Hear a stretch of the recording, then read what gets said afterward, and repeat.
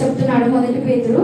ఆ విధంగానే మనం క్షమించగలిగే గొప్ప మనసు మనకి దయచేయాలని ఈ చిన్ని ఒక వాక్యము దేవుడు దీవించినాక ఏదైనా తప్పు మాట్లాడితే క్షమిస్తారని ఈ వాక్యాన్ని దీవించి ఆశ్రయించుకున్నాను.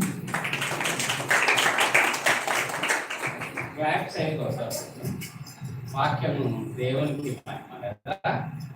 వాక్యం అయినాక దయచేసి క్లాప్స్ చప్పట్లు కొట్టాం. అంతా మన దేవుని మాట్లాడాలి. ఓకే, ఎనీవే థ్యాంక్ యూ వందన. చాలా చక్కగా ధైర్యంగా ఏ లేకుండా చెప్పగలిగింది. 2-3 ముఖ్యమైన రెఫరెన్స్ కూడా తీసుకొని వచ్చినందుకు చాలా సంతోషము. దేవుడు ఈ విధంగా మన సంఘ కుటుంబాలను సంఘస్థులను దీవించి ఆశీర్వదించాలని ఆశపడదాం, ప్రార్థన చేద్దాం. ఈ వాక్యమును దేవుడు దీవించినట్లు ప్రార్థన చేసుకుందాం. ప్రార్థన.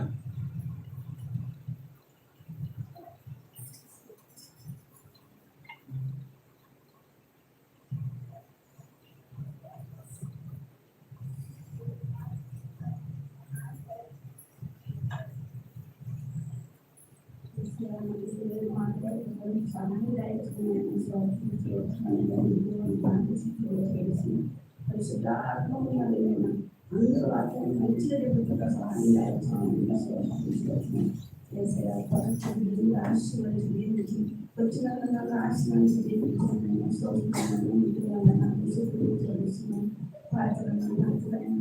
ఇంత వాహనం వచ్చినందుకు కూడా వాళ్ళని ఆశీర్వదించి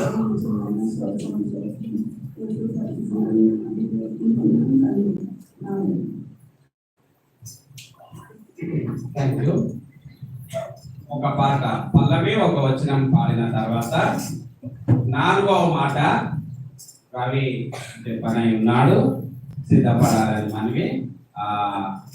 ఆ తర్వాత ఇంకోరు అయినాక మనకు స్పీకర్స్ మధ్యలో ఆగిపోయింది. వాళ్ళు వర్షానికి కార్లు ఎక్కించుకుందామంటే ఏడ ఉండో దొరుకుతలేదు.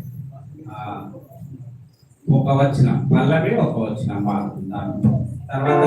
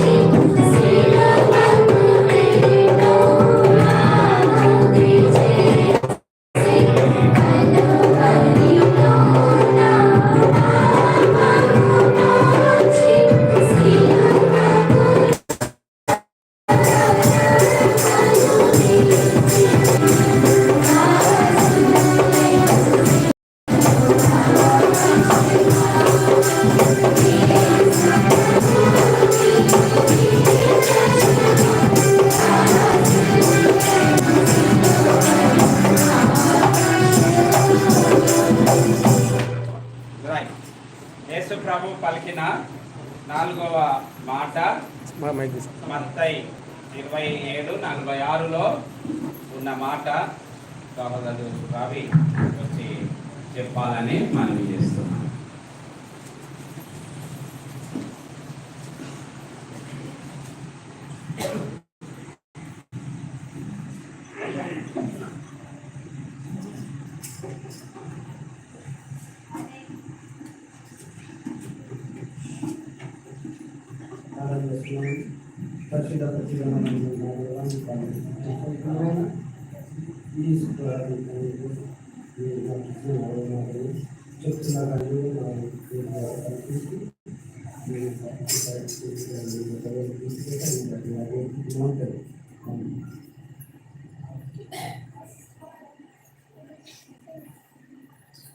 ఈరోజు గుడ్ ఫ్రైడే సందర్భంగా 7 మాటల్లో నాకు 4వ మాట దేవునికి స్తోత్రములు. మత్తయి సువార్త